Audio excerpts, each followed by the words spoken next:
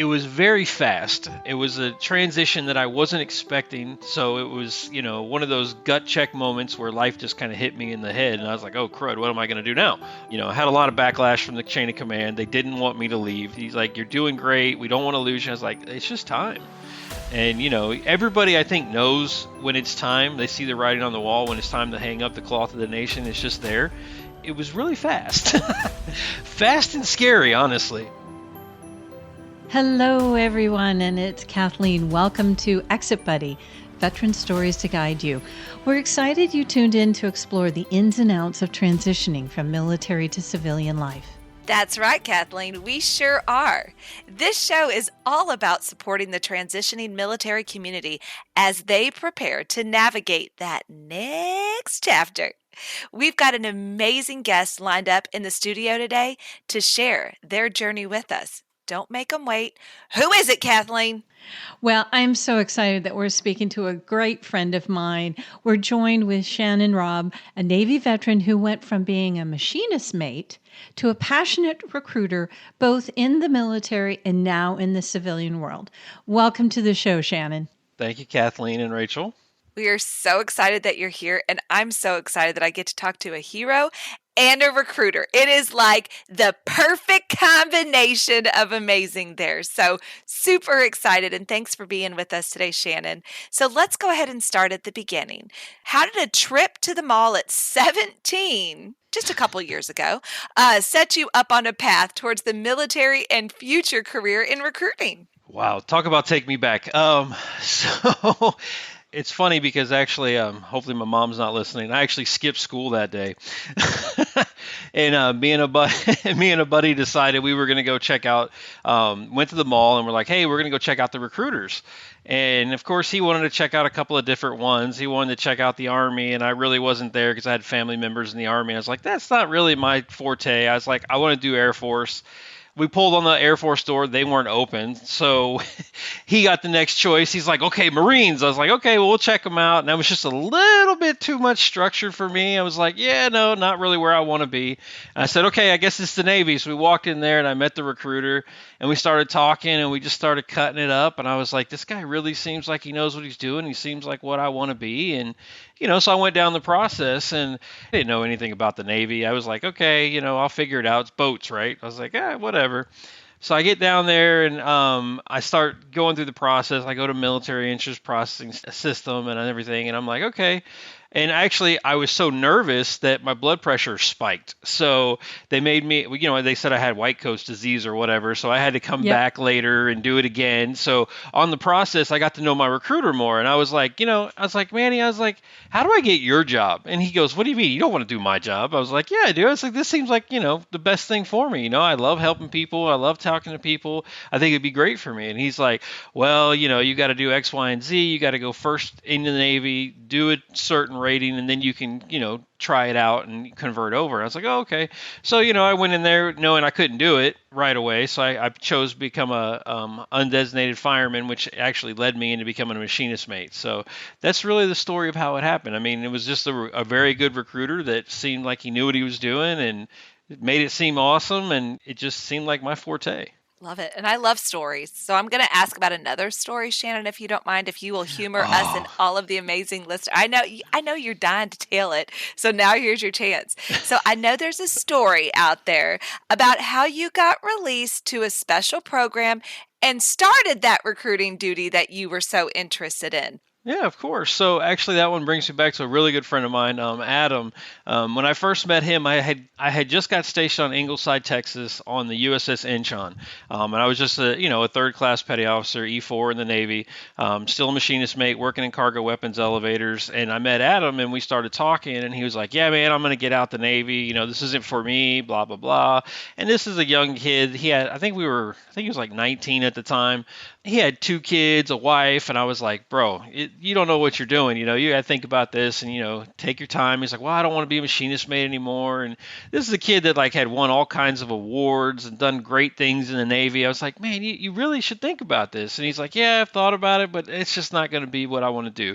I'm going to go back to Louisiana and I want to work on cranes and, work over there off the bay and do that kind of stuff. And I was like, I'm like, bro, you could do so much more.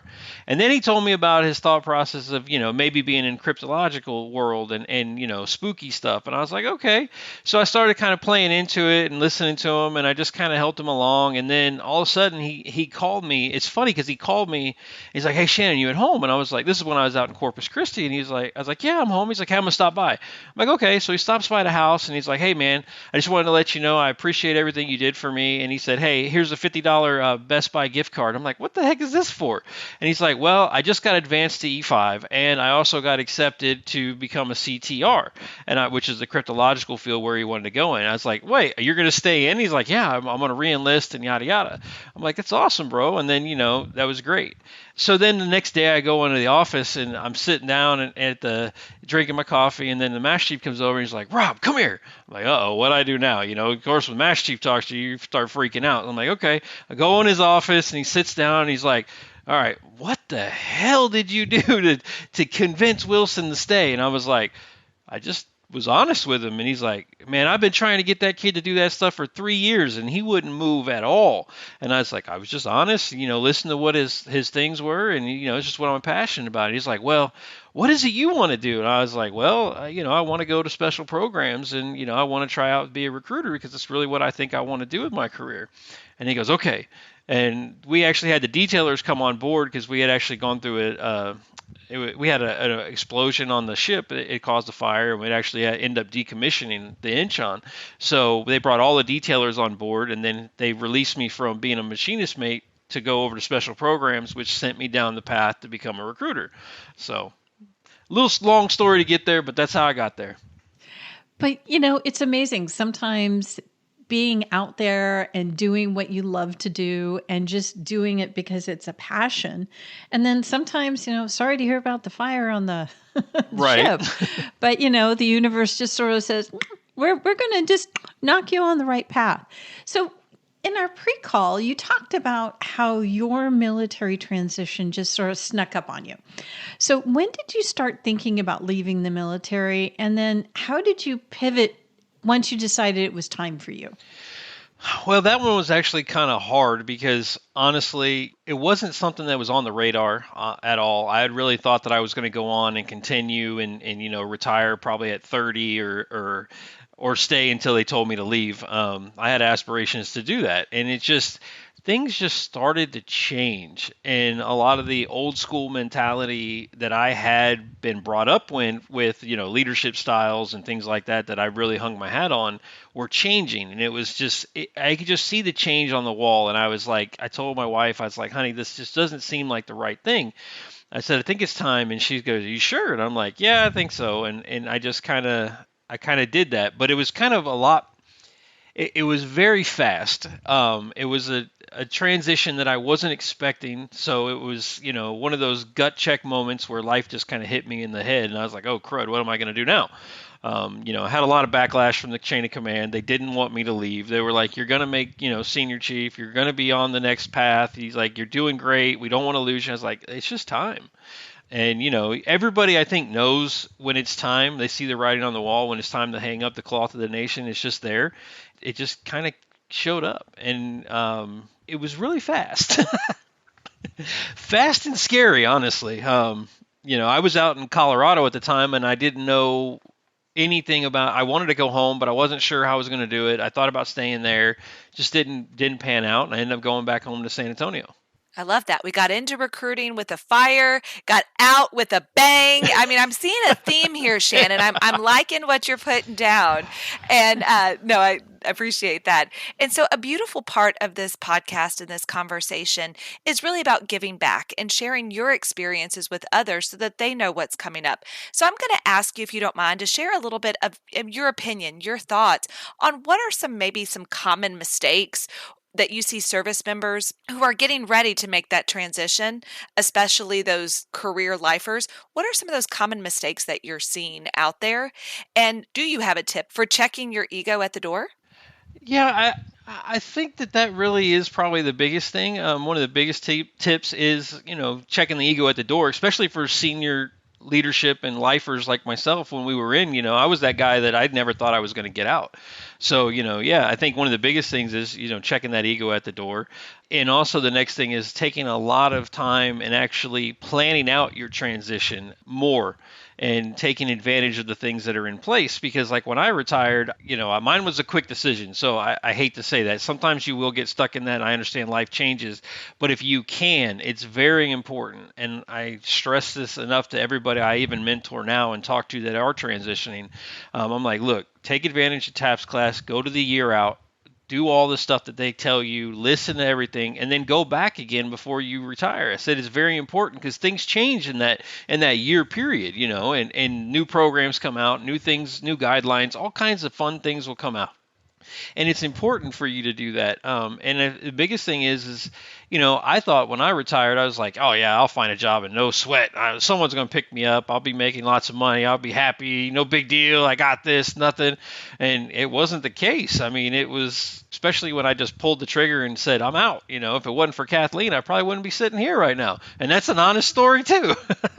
Why, thank you, my dear. I did not know that. And so there's a fire, there was an explosion, and then you had a firecracker that kept you in the path there. So we're keeping this theme up. This is true. This is true. See, I love it. And speaking of themes, you did mention TAPS, not once, but twice, that there should be some engagement with those TAPS classes. So why do you think that's such a critical step? Well, I think one, you get to see the process of people. Not only that, but you get to meet new people that are going through the same transition as you, and also you're able to kind of get mentors and things of that. And there's a lot of things out there that can help you. And I think a lot of things have changed from like when I retired to now, especially with SkillBridge, and that thing is awesome. If that happened to be where I was at, I think it would have been a great thing to do, especially since it seems like a lot of talent acquisitions do pick that up. The one thing I would say to my fellow veterans in that aspect is don't plan on that being your next position, because I've seen a lot of people that have gone on SkillBridge, got the experience and been able to network, but they don't end up with that company, which is fine, but they need to keep that in mind, because it's probably not going to be the company you end up with. So, but it is a great thing to go through, and I think that's probably a lot of the things that they would learn in the TAPS class, and be able to find that aspect of things. And if you didn't do it, the year out, you're not going to know about the SkillBridge unless someone told you about it. And, you trying to do it like 6 months prior to getting out, you're not going to have time to do the SkillBridge. You're not going to have time to take that extra little step and do things. And I've seen a lot of my buddies, that have done it, and it's been a great program for them. But yeah, I think, that mentorship, and plus they preach about the LinkedIn and they preach about the networking. And I have to tell you, again, back to Kathleen, if she didn't find me on LinkedIn, I wouldn't be in this path I'm in right now. And that is the truth. I'm getting a little misty eye here because I remembered all of this. I was like, oh my gosh, I can't believe, that was true. I found you on LinkedIn, and okay, I'm getting a little verklempt. And I'm done. I've got to move on and be professional here. So, you have a lot of experience in recruiting and applying for jobs. So when it comes to applying for jobs, we know people often worry about whether they have enough experience to meet the requirements. But I've heard you've had to reevaluate what jobs you were applying for because you were actually overqualified for them. So can you tell us a little bit more about that and how it did sometimes not work in your favor? Yeah, of course. So it actually is funny because one time I had gotten all the way through the hiring process, got in front of the hiring manager, and she was sitting across, of course it was face to face, and she was sitting across the desk from me, and she finally looked at me and she said, Shannon, I can't hire you. And I'm like, what do you mean? She's like, you're overqualified. She's like, I'm afraid you're going to end up taking my position. I can't. You would run circles around the people in the office, this and that. And I'm like, but look, you don't understand. Myself, I'm ready to take a back seat. I'm looking for the next thing. When all those years of operational commitment and, recruiting and running divisions and multiple people that are under my control, that stress and everything, that's what I'm used to. It's like I wanted to take a step back. I was okay with taking a back seat. But she just didn't want to hear it. And I was like, well, that's kind of bad. And then she ended up going on to another company, which is in doing great things, but we're actually still friends and still talk every now and then. But, she really made me open my eyes and think about the kind of jobs I was applying for, and really look at the company, look at the job description better, and kind of make sure I tailored the resume that more towards that versus, hey, just give him my blanket resume that has all the qualifications and things like that in there, because you got to tailor it to the position you're looking for. And that, again, goes back to somebody on this podcast that used to say that to me all the time. I can't, I don't know who that might have been, but yeah, but it brings me to another story. I'm just going to go with the story because Rachel loves stories. So my friend hit me up the other day and he's like, Shanon, I've applied for 60 roles and I can't get a call back or anything. And I said, bro, send me your resume. He sends me his resume and oh my Lord, Kathleen, I tell you, when he sent me his resume, I about cried. I was like, brother, look, this is not what you need to be sending. First off, I said, you're missing so many key points. And I sat there and I had to rewrite his resume. And yes, I do that a lot for people, especially in my position. But I had to reevaluate it, and then I kind of talked to him a little bit, and I was like, look, brother, you have to tailor this to the position you're applying for. Out of those 60 positions, did you adjust your resume at all? No. And you're wondering why you're not getting a call back. Especially in today's environment, so much of talent acquisitions is going AI. And I'm not saying it's a good thing, and I'm not saying it's a negative thing, but if you don't have those keywords, that algorithm is not going to pick up your doggone resume. If it's not going to pick up your resume, you're not going to get a call back. You're just going to go in the trash. Now, if you apply to a small company, you may catch somebody like me that's got nothing but time on his hands and doesn't know how to not work all the time. And I'll read through your resume and maybe I'll figure it out. But if you don't have those keywords, those computer systems aren't going to pick it up. And he's like, are you kidding me? And I'm like, read the job description, tailor your resume, then send it. And you'll get some calls back. So that's what I did. See, I listened, Kathleen. I always listen to you. I mean, I did have the military background, but I owe a lot of the change to the civilian sector to the lady on the podcast. She is amazing. You're sweet. Thank you. You are correct. And we didn't even pay him to say that, friends. That is a bona fide review right there. I don't know how much barbecue I'd have to ship to you to pay for all of that. I know it would be, tons and tons of it. I don't know. I think those are fighting words, Kathleen. A Virginian trying to send a Texan some barbecue. I don't know. I just feel like that there's other collateral there. I'll send some peanuts there then. You go. Okay, I'll just send some peanuts. There you go. Now we're cooking. Well, awesome. Well, speaking of cooking, kind of like cooking is networking. Which can sometimes feel pretty intimidating, especially maybe if you're a little more introverted or starting from scratch in a new location. So what's your advice for veterans on how to start building those connections? Well, my biggest advice is get out of your comfort zone. You have to. It's kind of like what I'm doing now. I don't like doing this. This isn't something I enjoy, but somebody on here again told me, you'll be fine. And she knows what she's doing, so I'm going to go with it. But I told you would be fine on a podcast. I knew you didn't want to do it, but you're doing great.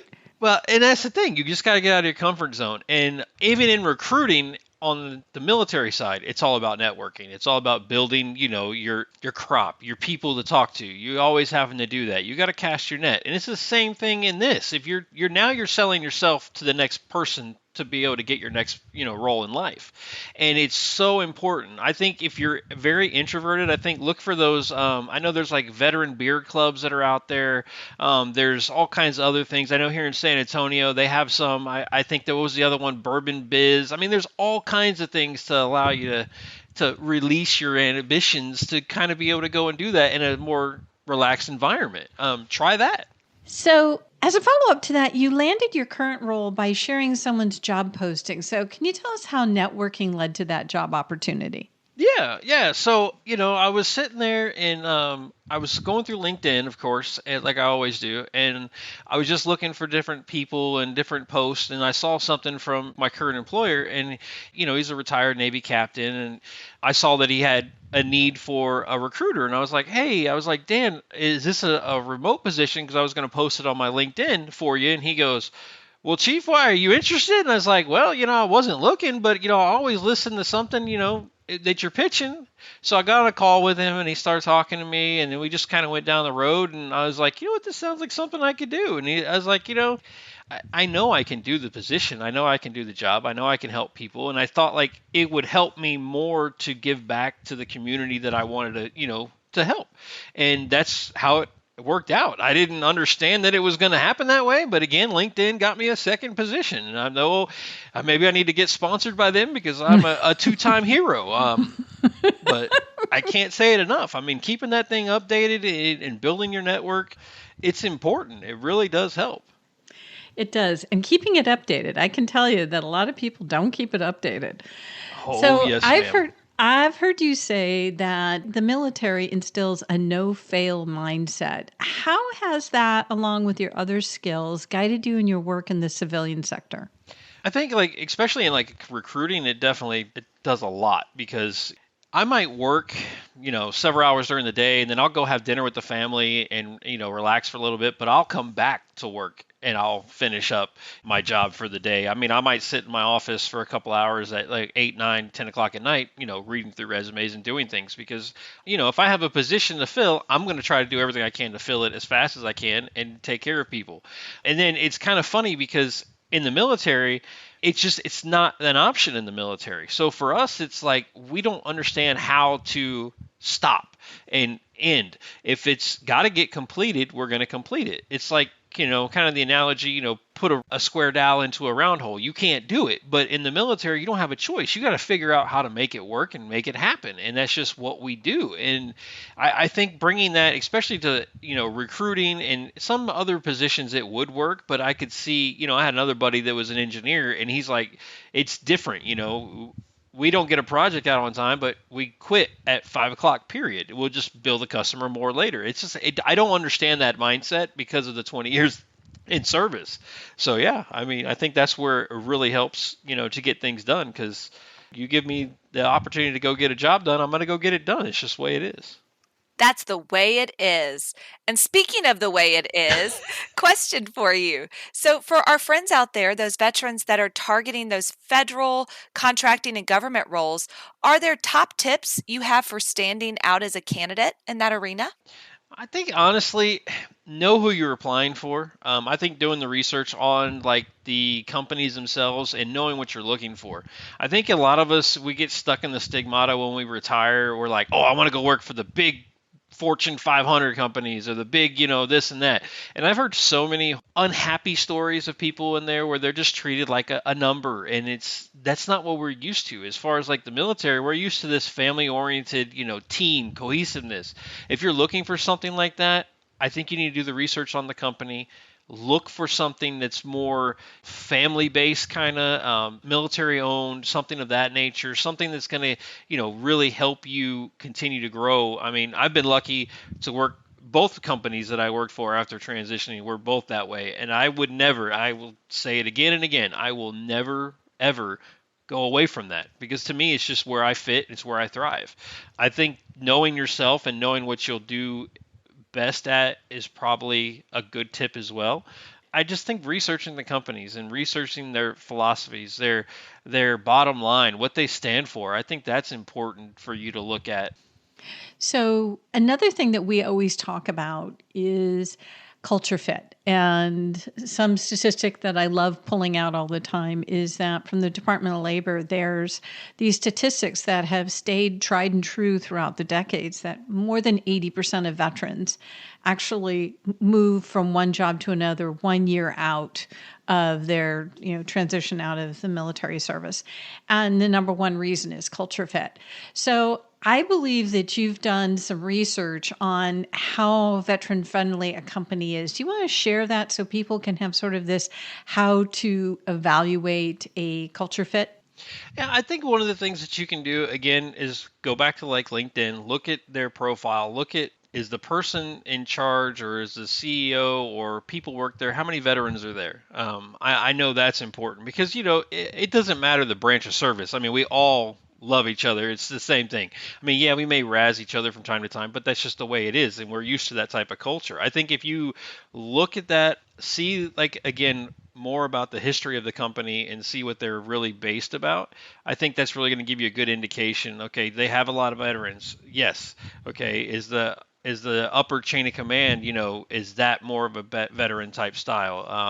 I think those are great things to look at. I really feel like we need that type of still that culture of the small time company. Now you're not going to find that in the Fortune 500 companies because they just don't got the time. To them they've got thousands of people. Unless that's something that works for you, go for it. But I think that dialing down and looking at a lot of these companies say that they are veteran friendly. I think a lot of that's changed from like when I retired back in 2017 when I started looking. A lot of these companies just use that as like a tagline just to try to get people. And then when you really look back and peel the onion, you're like, there's not many veterans that are on here. There's not many vets that are actually working at this company. So, that don't seem like the culture fit that I'm looking for. So, in your pre-call, you compared military transition to parents watching their kids grow up.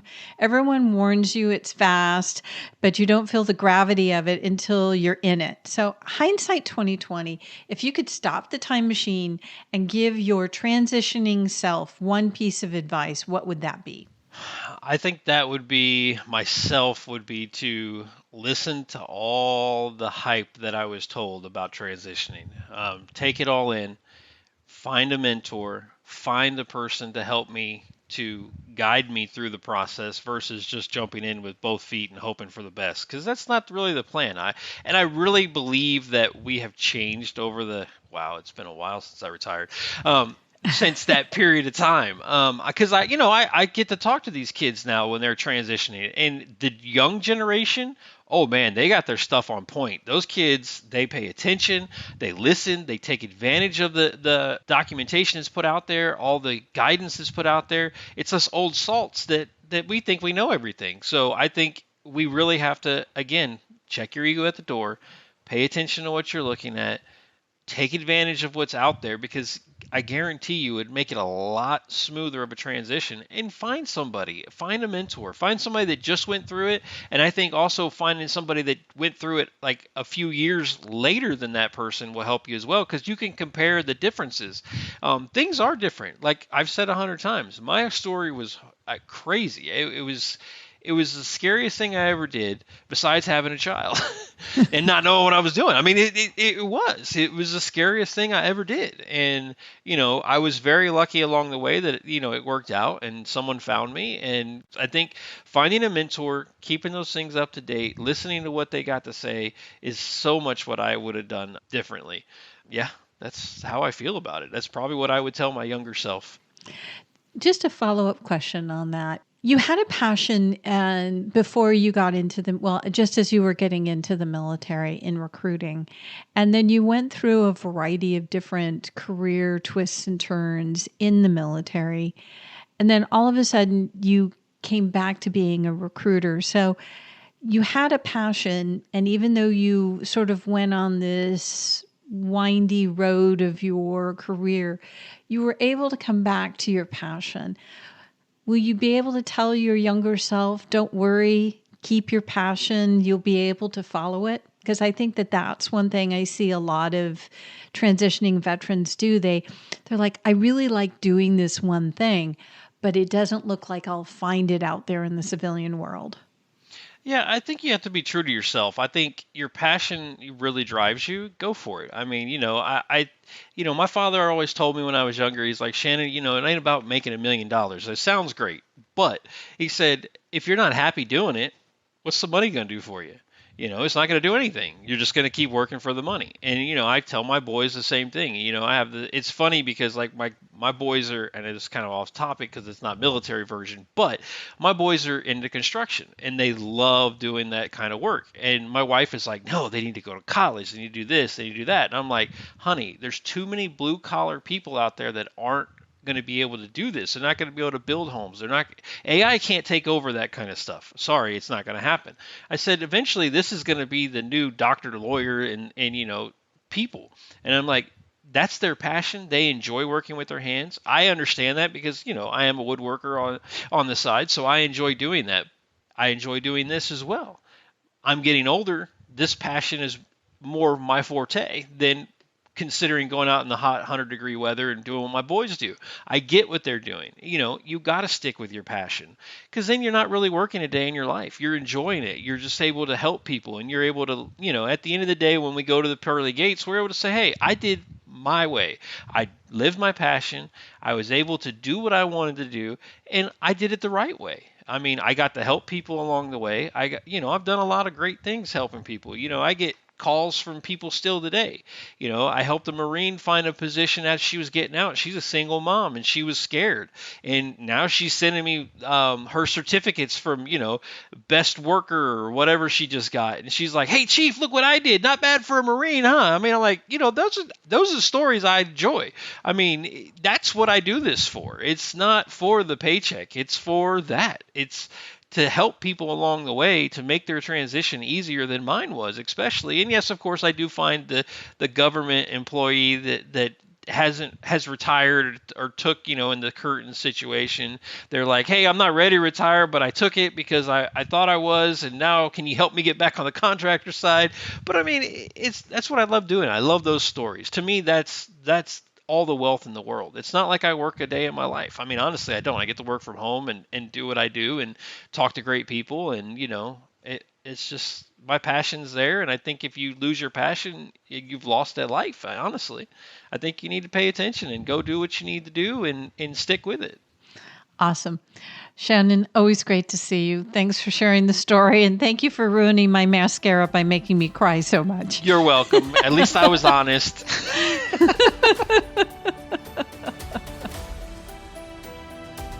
It was so great to see my friend Shanon, and he made so many good points. Once I get over being verklempt, I'll figure out them all. But I really liked how he leveraged LinkedIn. I mean, yeah, I found him on LinkedIn, and he's been leveraging that, and he does such a great job. So, key point, keep your LinkedIn update. Rachel, what did you love? Yes, no, I think that was so good. And yes, I loved watching him talk about the importance of making those connections and that networking, investing and listening to that other human being on the other side of that conversation, because that may be the very person that is going to be the launch pad for your career and continue to help you throughout your career.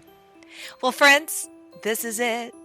The very end, and you've made it here. So be sure to follow us. Text this episode to a fellow exit buddy. Take care, and until next time, toodles.